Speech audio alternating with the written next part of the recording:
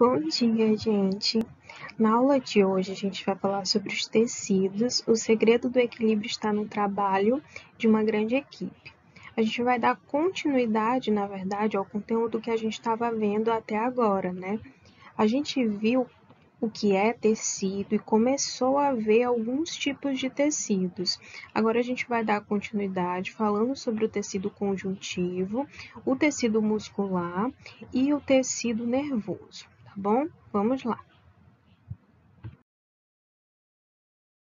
E para ser classificado, né, como um tecido conjuntivo, esse tecido ele tem que apresentar suas células imersas, soltas, né, em uma grande quantidade de material extracelular. O que é material extracelular? É aquele material que fica fora, né, da célula, que também pode ser chamado de matriz intercelular. E quer dizer o quê? Que fica entre as células e tem funções, né, bastante diferentes dentro do nosso organismo. Esse tecido conjuntivo ele é muito abundante no nosso organismo. E nesse tipo de tecido, tanto a sua composição, né, a composição da matriz, quanto os tipos de células que nele estão aí dispersos, eles variam de acordo, né, com a função, vai variando sua função de acordo com o tipo. Por isso, né, em função dessas diferentes características que ele apresenta e os seus tipos de célula, o tecido conjuntivo ele vai também receber alguns nomes diferentes e pode ser classificado de acordo com os nomes que eu apresento aí no slide para vocês. O tecido conjuntivo ele pode ser classificado em tecido conjuntivo propriamente dito, que é esse primeiro aqui que eu apresento a vocês, e tecido conjuntivo especializado. Quando a gente está falando de tecido conjuntivo propriamente dito, ele vai se subdividir entre dois tipos, que é o tecido conjuntivo frouxo, né? E o tecido conjuntivo denso. Já quando a gente está falando do tecido conjuntivo especializado, ele pode se subdividir em quatro tipos: o tecido adiposo, o tecido sanguíneo, o tecido ósseo e o tecido cartilaginoso. A gente vai ver a função de cada um desses tipos de tecidos e até onde a gente pode encontrar, né, esses tipos de tecidos no nosso corpo.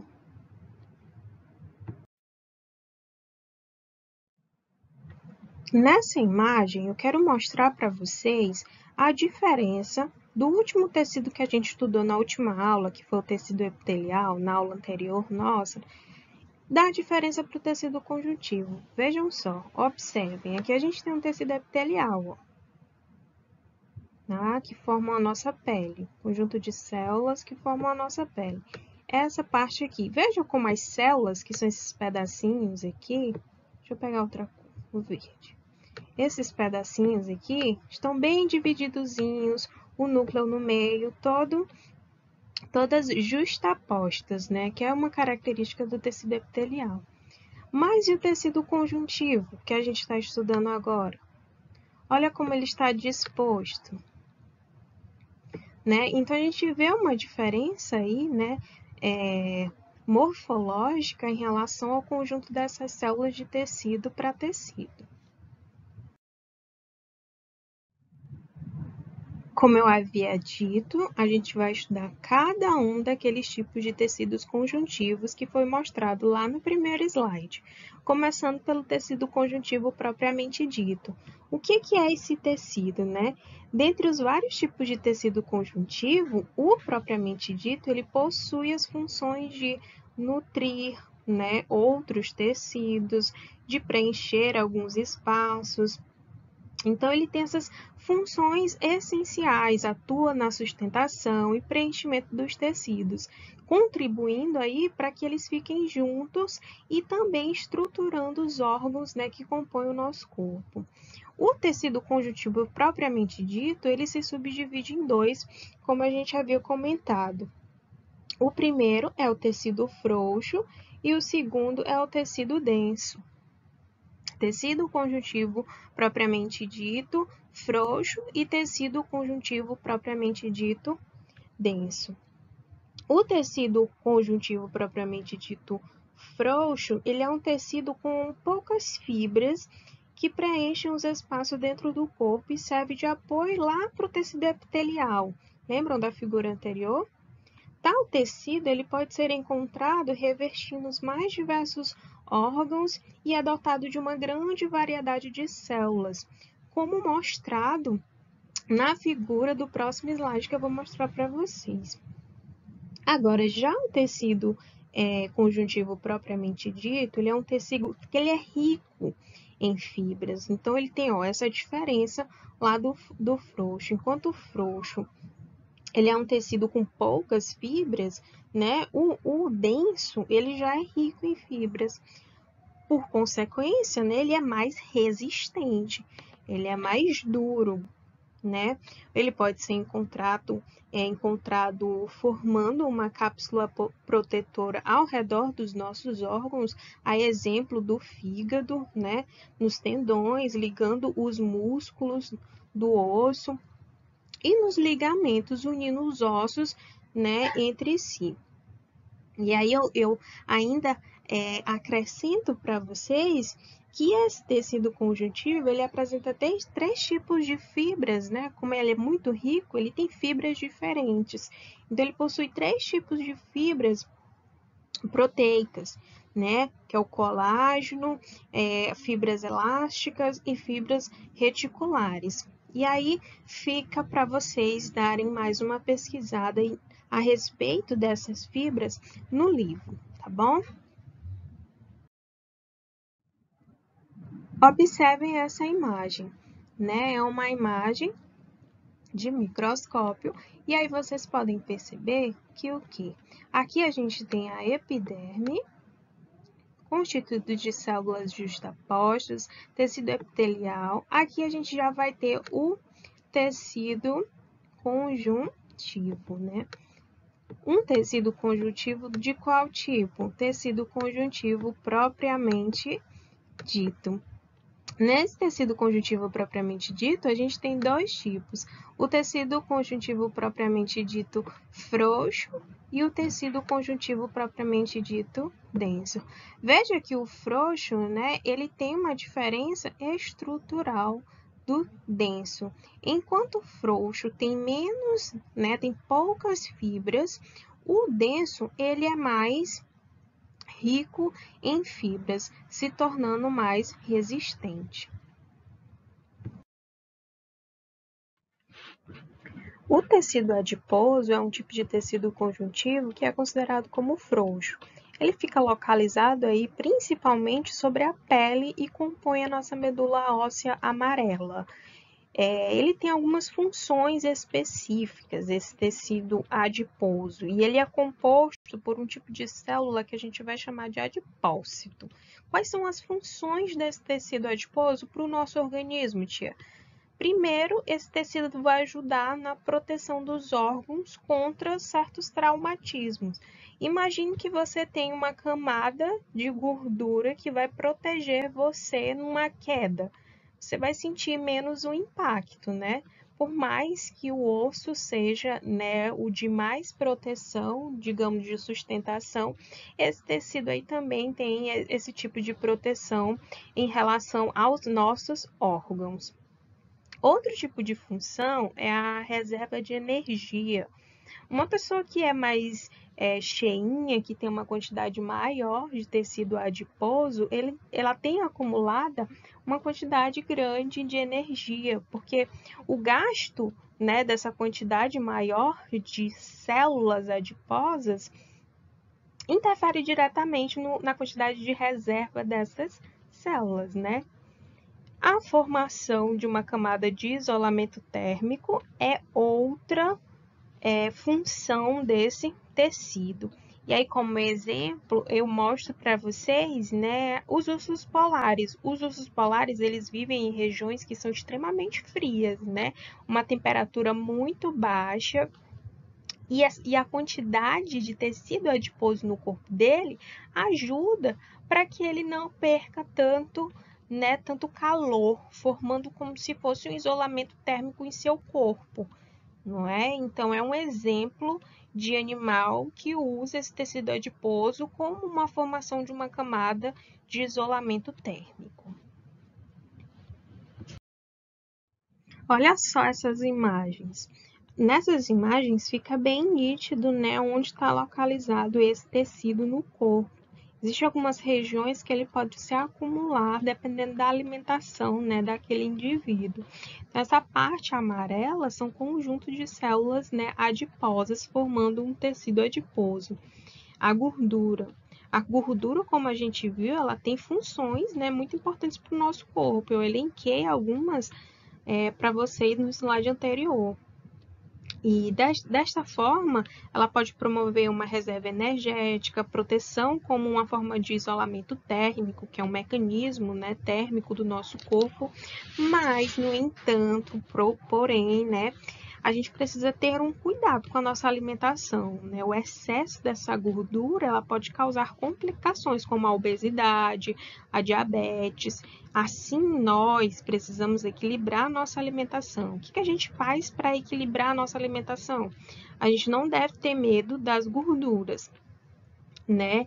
Principalmente agora que sabemos da importância delas, mas a gente precisa ingeri-las, né, a partir de fontes saudáveis e não de fontes que a gente não sabe, né, se é saudável ou não. E claro, ter um controle a respeito dos excessos dessa gordura, né? Hambúrguer e batata frita são exemplos de gorduras que não são saudáveis para o nosso corpo. Vamos lá para o tecido ósseo, né? O tecido ósseo, ele compõe os nossos ossos. E além dele ser essencial na movimentação e na sustentação do nosso corpo, ele tem uma função também, né, de proteger os nossos órgãos. A exemplo de proteger o nosso coração, o nosso cérebro, os nossos pulmões, que são protegidos pelos ossos da costela.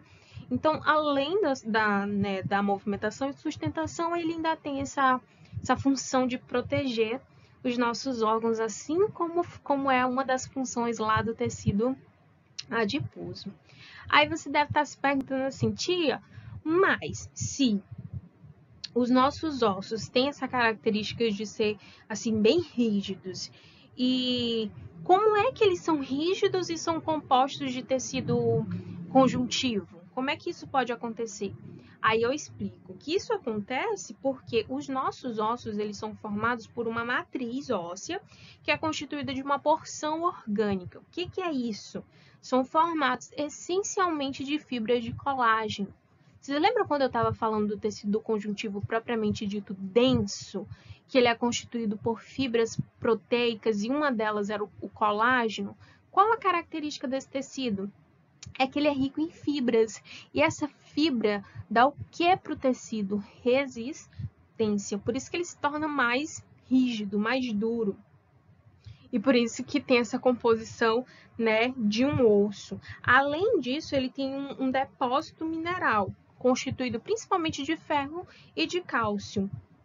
E uma composição intercelular que é capaz, né, aí de dar essa rigidez para os nossos ossos. O tecido ósseo, no tecido ósseo, né, estão imersos alguns tipos de células vivas, como os osteocitos e os osteoblastos. Os osteocitos são células mais maduras, enquanto os osteoblastos são células assim mais jovens, né? Os nossos ossos, portanto, eles não são de uma forma só. Ele tem partes diferentes num osso, ele tem partes diferentes, né? Ele vai se diferenciando de acordo com a sua composição. Aí a gente tem partes no osso que ele está mais compacto, é mais resistente, e aí tem partes no osso que ele está mais esponjoso, menos resistente. Aí vai depender muito de qual osso do nosso organismo, né? Parte do osso do nosso organismo a gente está analisando. Aí eu quero que vocês observem, né, essa figura aqui, essa nossa próxima figura, onde a gente tem algumas partes do osso, né? A gente tem aqui a cartilagem, A gente tem a parte do osso que ela é mais esponjosa. Aqui, ó, tá vendo? Não sei se vocês já morderam osso de galinha, que vocês vão morder a pontinha do osso da galinha e não é mais fofinha, não é mais macia. Aquela parte ali é uma parte do osso que é considerada esponjosa. Aí quando você vai morder o meio do ossinho, da coxa da galinha, você já sente uma resistência maior, não é? Então aquela parte no centro do osso da galinha já é mais considerada como um osso compacto, que pode aí fazer sua composição tanto do osso todo quanto em partes. Aí outras partes do osso, a gente tem a cavidade medular, a medula. Olha os vasos sanguíneos que eu falei para vocês que o tecido ósseo também é percorrido por vasos sanguíneos. Então esse é o nosso tecido ósseo. Do tecido ósseo, agora a gente fala um pouco sobre o tecido cartilaginoso. Para falar do tecido cartilaginoso, a gente tem que fazer aqui um comparativo. Então, vamos lá. Em algumas regiões assim do nosso corpo, como o nariz, a orelha, as articulações, a gente precisa de proteção, de sustentação, que é a função lá do tecido ósseo, mas também a gente precisa de quê? De um pouco de flexibilidade, né? E é graças ao tecido cartilaginoso, que é rico em fibras colágenas e elásticas, vejam só, que a gente pode ter essa firmeza em conjunto com a flexibilidade e sustentação em algumas partes do nosso corpo. No tecido cartilaginoso são encontradas as células, dois tipos de células, que são os condrócitos, que são células maduras das cartilagens, e os condroblastos, que são células mais jovens da cartilagem.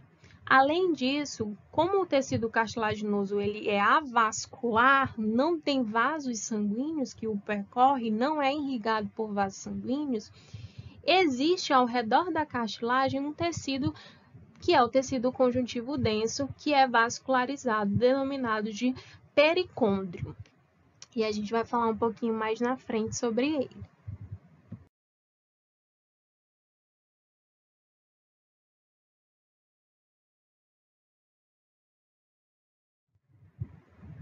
O tecido sanguíneo, né? Para a gente falar sobre o tecido sanguíneo, a gente tem que falar um pouquinho sobre o que é o sangue, né? Que é um componente do nosso tecido sanguíneo.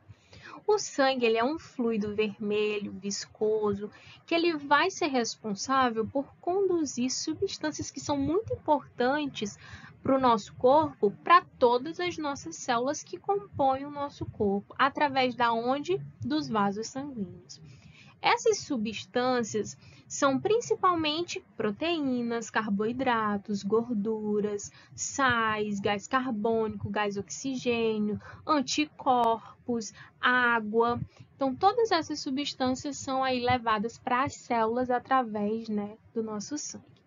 O tecido sanguíneo, ele é formado por uma parte que ela é considerada fluida, que é o plasma, e por elementos figurados que compõem o nosso sangue, que é as hemácias, os leucócitos e as plaquetas. Então, o nosso tecido sanguíneo ele é constituído por plasma, juntamente com hemácias, leucócitos e plaquetas. A gente vai ver o que significa cada um desses elementos figurados. Primeiramente, o plasma. O plasma ele é constituído aproximadamente de 90% de água, no qual, né, estão diluídas diversas substâncias. Cerca de 3/4 delas são proteínas, sódio, cloro, fósforo, potássio, magnésio e cálcio. Já os elementos figurados, hemácias, leucócitos e plaquetas, qual a função deles, né, nesse tecido sanguíneo? As hemácias, também chamadas de glóbulos vermelhos, que particularmente eu acho até o nome mais fácil da gente aprender, podem ter essas duas nomenclaturas, elas têm a função de quê? De transportar oxigênio por todo o nosso corpo. Já os leucócitos, ou também chamado de glóbulos brancos, tem a função de como se fosse um exército de defesa. Ele vai nos proteger, né? Esses elementos eles vão nos proteger contra micro-organismos passíveis de causar doenças ao nosso organismo. E por último, a gente tem as plaquetas. As plaquetas são fragmentos celulares que são importantes agentes no processo de coagulação sanguínea. Tia, o que é coagulação sanguínea? Vamos já ver. A coagulação sanguínea ela é um processo que ocorre para o fechamento ou a obstrução de algum tecido ou vaso que foi lesionado para impedir a perda de sangue. Então, seu corpo lhe protege. Se você sofreu uma queda, atingiu algum vaso sanguíneo seu, você foi lesionado de alguma forma, o seu corpo vai processar a informação de que você precisa desse mecanismo chamado de coagulação sanguínea. O seu corpo promove naturalmente a coagulação sanguínea. O que vai acontecer? O sangue para simplesmente de fluir, porque o produto final da coagulação, que é chamado de fibrina, ela vai formar uma espécie de rede que é entrelaçada, que vai acabar por entupir, né? Como que eu uso? Interromper, né? A melhor palavra. Interromper a passagem de células sanguíneas para fora do seu corpo, né? Ou para fora do vaso que foi lesionado. E aí a gente tem aqui no slide, eu até coloquei a imagem, dessa rede aí de proteção que é formada durante o processo de coagulação sanguínea.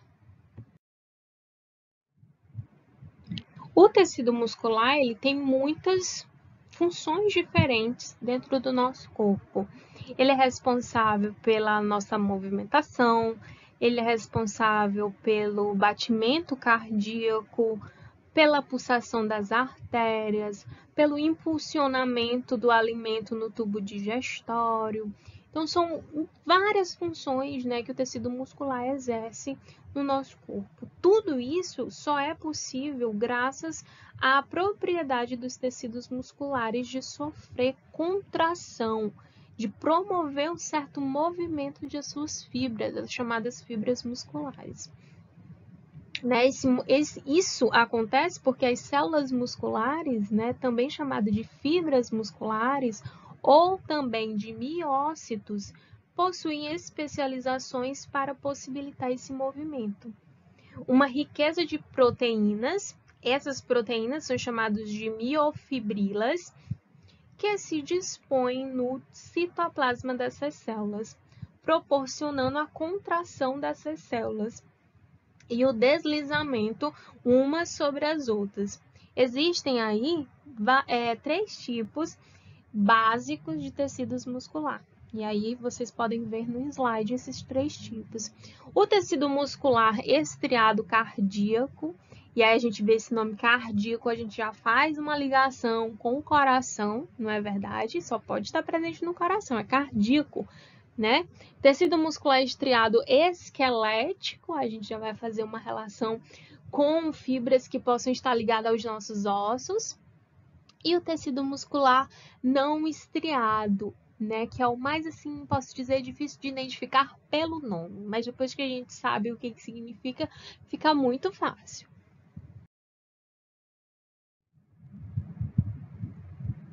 Aqui a gente tem, eu coloquei mais uma figura para ilustrar para vocês onde está localizado esses tipos de tecido muscular no nosso corpo. O primeiro exemplo aí, ó, que é o tecido muscular estriado esquelético, que a gente pode encontrar aí que estão ligados aos nossos ossos, são fibras musculares que estão ligadas aos nossos ossos, bíceps. Outro tecido muscular estriado cardíaco, ligado ao coração.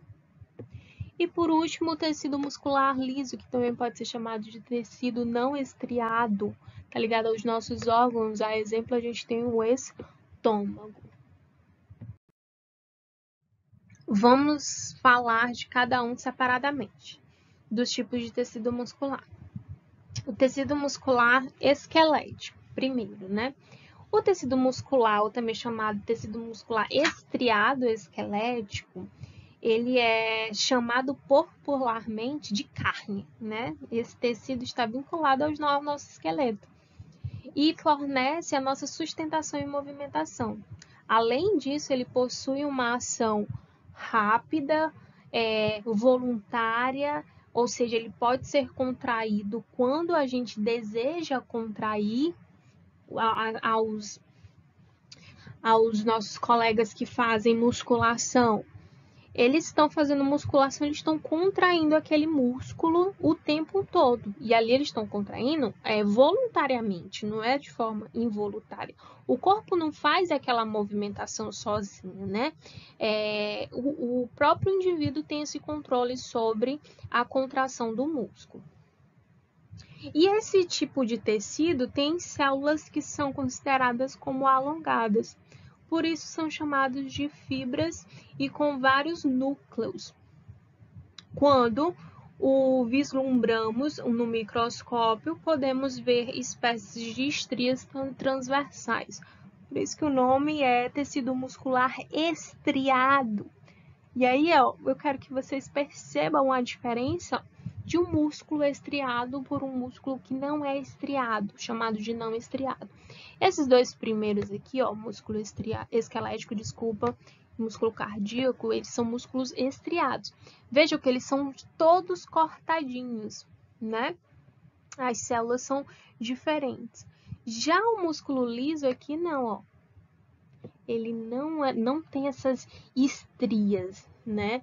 Tão evidentes quanto o músculo esquelético e o músculo cardíaco.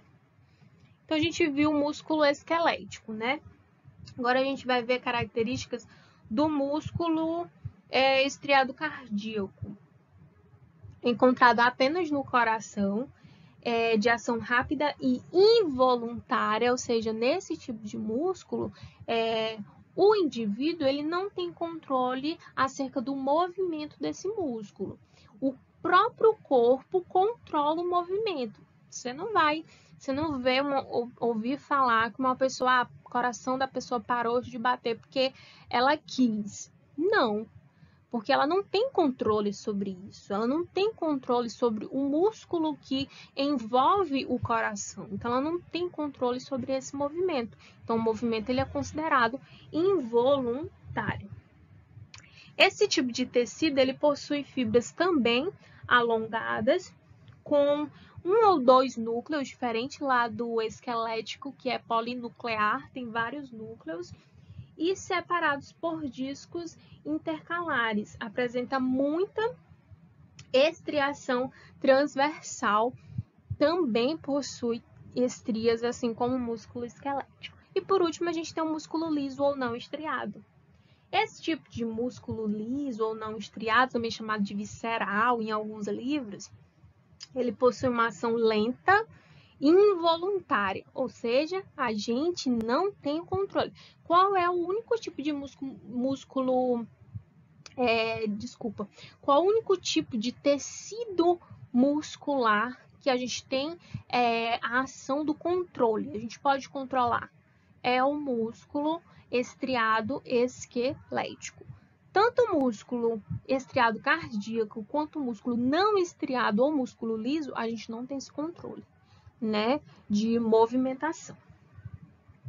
Esse tecido ele possui fibras alongadas com apenas um núcleo, ou seja, uninucleadas, e não contém estrias transversais, por isso que é chamado de músculo não estriado, ou também chamado de músculo liso.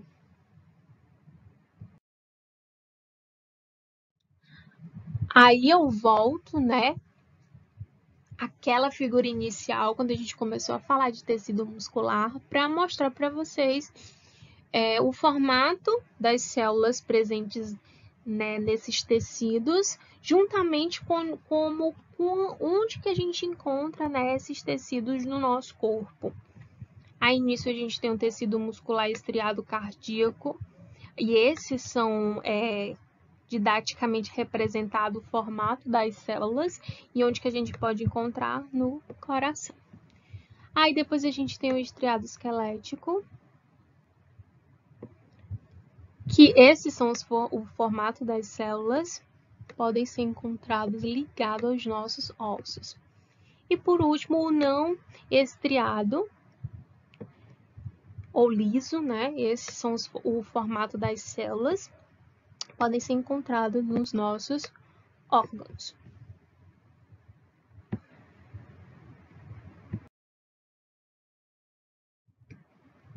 Por último, a gente vai ver o tecido nervoso, não menos importante, é um tecido que faz parte aí, né, do nosso corpo. Para que todo o nosso organismo funcione, é necessário uma ação bem coordenada, bem organizadazinha para que tudo funcione. Entre órgãos, sistemas, células, né? Então, esse canal de comunicação é feito por quem? Pelo tecido nervoso. Devemos esse mecanismo de ação, reação ao sistema nervoso, que transmite estímulos do ambiente e do corpo ao nosso cérebro. Nosso centro de controle, o nosso cérebro, ele vai fazer o quê? Ele vai processar a mensagem que é passada através desses impulsos nervosos do tecido nervoso e vai formular respostas aos órgãos como um eficiente mensageiro, né? Como se fosse um canal de comunicação, uma ligação, uma mensagem de WhatsApp. Esse canal de comunicação, para que esse mecanismo funcione, é feito pelo tecido nervoso. Constituinte desse complexo sistema que compõe o tecido nervoso, que a gente vai estudar mais detalhadamente mais na frente a respeito dele. Então, aqui é só um apanhado sobre o que vem a ser o tecido nervoso, a gente não vai estudar o sistema nervoso em si. O tecido nervoso ele é constituído por células que são chamadas de neurônios. O seu trabalho se baseia basicamente em conduzir impulsos elétricos que vão favorecer o controle de diversas ações e reações no nosso corpo, além de permitir o comando do funcionamento dos nossos órgãos, né, internos. O neurônio, que é a célula que compõe o nervoso, ele é constituído, né, por 3 estruturas básicas, que são os dendritos, o corpo celular e o axônio. Qual a função dessas partes, onde que elas estão inseridas nessa célula, né? Os dendritos, ele tem função de receber os estímulos, ele é o receptor de estímulos. É a parte do neurônio que recebe o estímulo do ambiente ou de outra célula e vai conduzir para o corpo celular. Já o corpo celular é o centro dessa célula, onde se localiza o núcleo e boa parte dos organoides, que a gente viu mais nas aulas anteriores, o que são organoides citoplasmáticos ou também chamados de organelas citoplasmáticas, né? Então, não precisa a gente recordar aqui. Já o axônio, que é a terceira parte que compõe essa célula, o neurônio, né? É uma espécie de cauda que é prolongada e recebe esses impulsos do corpo celular e os transmite para outras células. Então, é um canal de comunicação formado entre vários neurônios para o funcionamento desse tecido nervoso, constituído por neurônios. Aí a gente tem a imagem de um neurônio. Aqui a gente tem os dendritos, né, que são os receptores, essas partes aqui, ó, iniciais aqui do neurônio, são chamados de dendritos, todas essas pontinhas que vão receber o estímulo, certo? Você recebeu tá com um choque numa tomada. Esses dendritos vão receber essa informação e vão passar para onde? Para essa parte aqui central, que é chamado de corpo celular. Nesse corpo vai estar presente as organelas, né? E o núcleo, ó, que é as organelas e o núcleo. Esse corpo vai fazer o quê? Vai passar lá para o axônio, que é essa parte aqui mais alongada do neurônio. E esse axônio vai fazer o quê? Vai transmitir esse impulso, essa mensagem recebida, né, para outras células até chegar, né, ao cérebro, até receber a mensagem no cérebro. Quando recebe a mensagem no cérebro, o que vai acontecer? Ele vai formular uma resposta para, né, o órgão ou a parte do corpo que foi transmitida a mensagem. Imediatamente, quando você leva um choque, você tem a tendência de tirar o dedo da tomada, a não ser que você não seja normal, mas você tira o dedo da tomada. E isso é muito rápido. Nesse tirar o dedo da tomada que você faz, essa resposta já foi passada do seu dedo para o cérebro e o cérebro mandou a resposta para o seu dedinho. Então, esse conjunto de ligação de mensagem é feita por essas célulazinhas aí, chamadas de neurônios.